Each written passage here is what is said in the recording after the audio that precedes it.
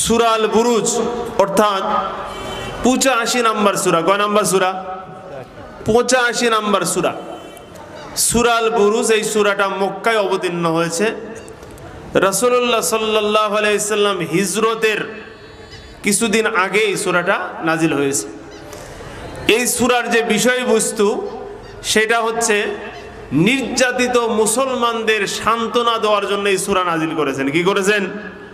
নির্যাতিত মুসলমানদের সান্ত্বনা দেওয়ার জন্য কি করেছেন? এই সূরা নাজিল করেছেন। এই সূরার প্রথমেই 4টা শপথ করা হয়েছে। কয়টা শপথ? 4টা শপথ। সম্মানিত উপস্থিতি, আমরা শপথ করি, শপথ করার পরে যে কথা বলি সেই কথা শক্তিশালী হওয়ার জন্য কি করি? শপথ করি। কথা বলেন ঠিক কিনা? যেমন আমরা শপথ করি আল্লাহর কসম আমি এই কাজটা করি নাই, বা আল্লাহর কসম আমি এই কাজটা করেছি। কথা বলেন ঠিক কিনা? তাহলে ওই যে আল্লাহর কসম আগে বললাম আর পরের যে কথাটা বলি ওটা শক্ত করার জন্য আল্লাহর কসম করতে হয়। কসম খাওয়ার ক্ষেত্রে শুধুমাত্র আল্লাহরই কসম খেতে হবে। কেউ বলে যে আসমানের কসম, জমিনের কসম, এরকম কসম খাওয়া যাবে না। কসম খাইতে হবে, মুমিন কসম খাবে কার শনে? একমাত্র আল্লাহর শনে। সম্মানিত উপস্থিতি, মহান আল্লাহ রব্বুল আলামিন তিনি কসম করলেও তার কথা শক্তিশালী, কসম না করলেও তার কথা শক্তিশালী। আল্লাহর কথার জন্য কসমের প্রয়োজন হয় না। কিন্তু মুসলমান মানুষ যেহেতু কসম দ্বারা শক্তিশালী করে, এই জন্য মানুষের খাসলত অনুযায়ী আল্লাহ পাক রব্বুল আলামিন 1 নয় 2 নয় 4টা কসম খেয়েছেন। সবাই বলেন সুবহানাল্লাহ। কয়টা কসম? 4টা কসম। মহান আল্লাহ রব্বুল আলামিন বলেন ওয়াস-সামাই যাতিল বুরুজ। আল্লাহ পাক রব্বুল আলামিন বলেন বুরুজ বিশিষ্ট আসমানের শপথ। ওয়াস-সামাই, এই অ শব্দটা ব্যবহার করা হয়েছে। অ শব্দের অর্থ লা উকসিম, অর্থাৎ বুরুজ বিশিষ্ট আসমানের শপথ। ওয়াল ইয়াউমিল মাউউদ, এবং শুধু তাই না, প্রতিশ্রুতি দিবসের শপথ, অর্থাৎ কিয়ামতের ময়দানের শপথ। তাহলে 1 নাম্বার শপথ কি? বুরুজ বিশিষ্ট আসমানের শপথ। এখন আপনারা বলতে পারেন যে হুজুর বুরুজ তো বুঝি না, আসমান তো বুঝি, কিন্তু বুরুজ তো কি করি না, বুঝি না। আমার ভাইয়েরা, আমরা যারা নবমণ্ডল সম্পর্কে যারা একটু জানি, আমরা প্রাথমিক যে পড়াশোনা করেছি, আমরা সৌর জগতের কথা শুনেছি। সেখানে আমরা পড়েছি যে বুধ, শুক্র, পৃথিবী, বৃহস্পতি, মঙ্গল, নেপচুন, প্লুটো, এগুলো পড়ি নাই আমরা? এই যে সমস্ত গ্রহ, নক্ষত্র, উপগ্রহ, এই সমস্ত সবগুলি মিলে একটা গ্যালাক্সি, এই গ্যালাক্সিকে বলা হয় বুরুজ। আরবিতে কি বলা হয়? বুরুজ। যেমন এইটা বুঝাতে গেলে আমি যদি এই দেশ থেকে বিদেশে যাই, তাহলে আমাকে যদি প্রশ্ন করে আপনি কোথায় থাকেন, আমি তখন বলবো বাংলাদেশে। কোন দেশে থাকি? জোরে বলেন, কি বলবো? বাংলাদেশে। বাংলাদেশের পাট আছে কি আর নাই? বাংলাদেশ, আবার বাংলাদেশের রাজশাহী বিভাগ, রাজশাহী কি বিভাগ, এরপরে বগুড়া জেলা, ঠিক কিনা? বগুড়া জেলার অনেক থানা আছে। তারপরে কি শেরপুর থানা, শেরপুর থানার 10টা ইউনিয়ন আছে। তারপরে এটা হচ্ছে শাহবন্দি ইউনিয়ন, 10 নম্বর ইউনিয়ন। এরপরে আবার ওয়ার্ড আছে, এরপরে মহল্লা আছে, এরপরে গ্রাম আছে, এরপরে ঘর আছে। কথা বলেন ঠিক কিনা? তাহলে এই যে একটা অবস্থা, দেশ, জেলা, বিভাগ, এরপরে উপজেলা, এইরকম সব মিলেই একটা গ্যালাক্সি। সব মিলে কি গ্যালাক্সি? আল্লাহ পাক রব্বুল আলামিন বলতেছেন বুরুজ বিশিষ্ট আসমানের কসম, ওয়াল ইয়াউমিল মাউউদ, এবং শুধু তাই না, প্রতিশ্রুতি দিবসের শপথ, ওয়া শাহিদি ওয়া মাশহুদ, দ্রষ্টার শপথ, দৃষ্টের শপথ। কোন তাফসীর কারকগণ দ্রষ্টার শপথ বলতে আল্লাহ রব্বুল আলামিনকে বলেছেন দ্রষ্টা বলতে যাদেরকে দেখেন, অর্থাৎ আমাদেরকে আল্লাহ পাক রব্বুল আলামিন দেখেন, আমরা হচ্ছে দ্রষ্টা হচ্ছে আল্লাহ পাক, আর যারা দেখে যারা হচ্ছে জনগণ, সাধারণ মানুষ। অন্য তাফসীর কারকগণ এখানে তাফসীর করেছেন ওয়া শাহিদ ওয়া মাশহুদ, শাহিদ দ্বারা জুমার দিনকে বোঝানো হয়েছে। কোন দিন?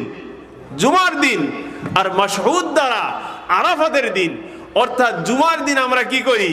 বিভিন্ন গ্রাম থেকে, বিভিন্ন মহল্লা থেকে আমরা মসজিদে এসে এক জায়গায় নামাজ আদায় করি। কথা বলেন ঠিক কিনা?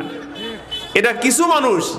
আর ওয়াশাহিদু ও মাশহুদ, মাশহুদ বলতে এটা আরাফাতের ময়দান, অর্থাৎ গোটা পৃথিবী থেকে মুসল্লিরা হজের জন্য কোথায় যায়? আরাফায় যায়। কোথায় যায়? আরাফায় যায়। তাহলে আল্লাহ পাক রব্বুল আলামিন বললেন, তাহলে জুমার দিনের কসম, আরাফার দিনের কসম। আল্লাহ পাক রব্বুল আলামিন এইবার চারটা শপথের পর বলতেছেন কুতিলা আসহাবুল উখদুদ। আল্লাহ পাক রব্বুল আলামিন বলতেছেন কুতিলা আসহাবুল উখদুদ। আল্লাহ পাক রব্বুল আলামিন বলতেছেন, এই কথাটা মনে রাখতে হবে যে কুতিলা আসহাবুল উখদুদ অর্থাৎ ধ্বংস হোক গর্তওয়ালাদের, যারা গর্ত খনন করেছিল। ভালো করে এদিকে বোঝেন যে আল্লাহ পাক বলতেছে যে যারা গর্ত খনন করেছিল, ওই গর্ত খননকারীদের ধ্বংস আল্লাহর পক্ষ থেকে কি তাদের ধ্বংস অনিবার্জিত। আল্লাহ পাক রব্বুল আলামিন এই যে গর্ত যারা খনন করেছিল, গর্ত কারা খনন করছিল, এইটাই হচ্ছে আজকের এই সূরার মূল আলোচ্য বিষয়। বুঝতে পারছেন?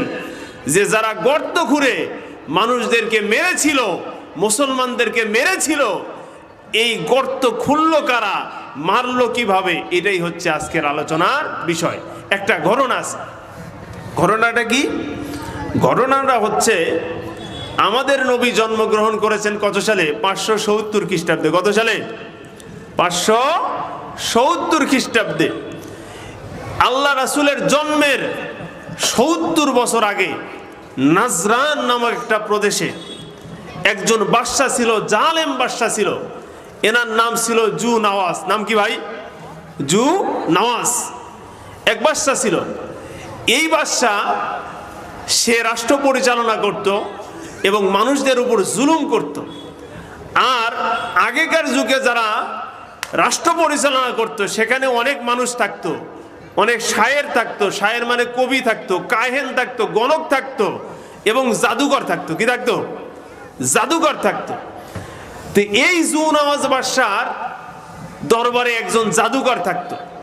তিনি যাদের সাথে পারতেন তাদের জুলুম করতেন এবং যাদের সাথে না পারতেন জাদুর মাধ্যমে তাদের উপর কি করতেন? জুলুম, তার রাষ্ট্র পরিচালনা করতেন।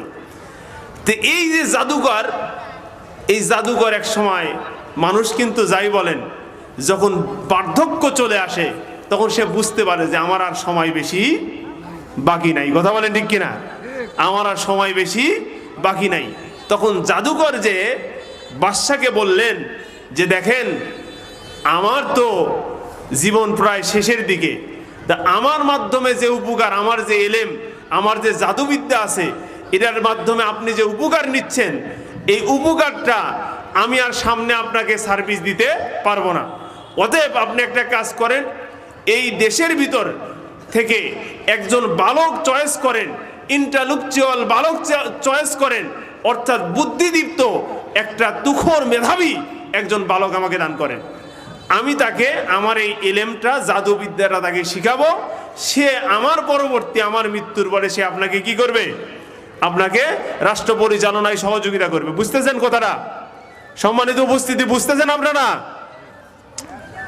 সম্মানিত উপস্থিতি, গোটা দেশে চিরুনি অভিযান করে একজন মেধাবী যুবককে গ্রহণ করা হলো, একজন মেধাবী যুবককে বাছাই করা হলো।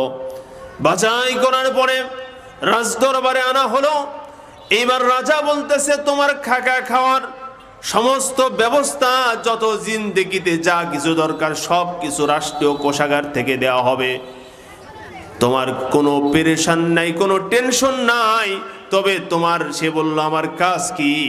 তখন তাকে বলা হলো, তোমার কাজ হচ্ছে সকালবেলা খাওয়া দাওয়ার পরে ওই যে এলাকার ভিতর পার্শ্ববর্তী এলাকায় অমুক জায়গায় একজন জাদুকর আছে, প্রত্যেক দিন সকালে তুমি সেখানে যাবা এবং তার কাছ থেকে জাদুবিদ্যা শিক্ষা করবা।